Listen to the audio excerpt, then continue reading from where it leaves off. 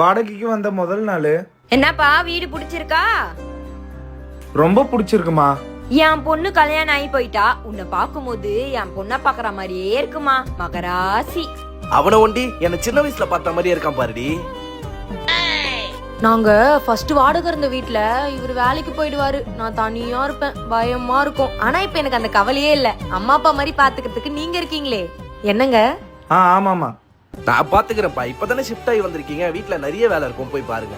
ஏங்க எனக்கு இந்த வீடியோ பிடிச்சிருக்கு, ஹவுஸ் ஓனரையும் பிடிச்சிருக்கு. ரொம்ப நல்லவங்களா இருக்காங்கங்க. ஆமால.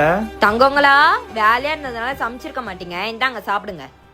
வாடகைக்கு இருந்து 1 மாசத்துக்கு அப்புறம் மோட்ரு நீயாமா போட்ட? ஆமாமா. சோறு தின்றியா இல்ல புண்ணாக்கு தின்றியா? தண்ணிய எப்படியா நிறைய விடுவா? அறிவில்ல உனக்கு? சாரிமா.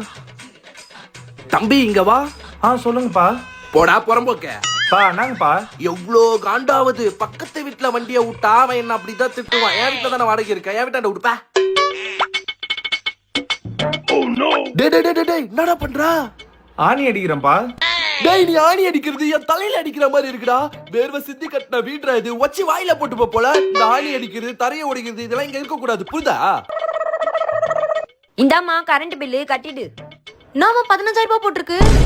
உன்னை எதுக்கு நான் என் பொண்ணுன்னு சொன்னேன்? கட்டு.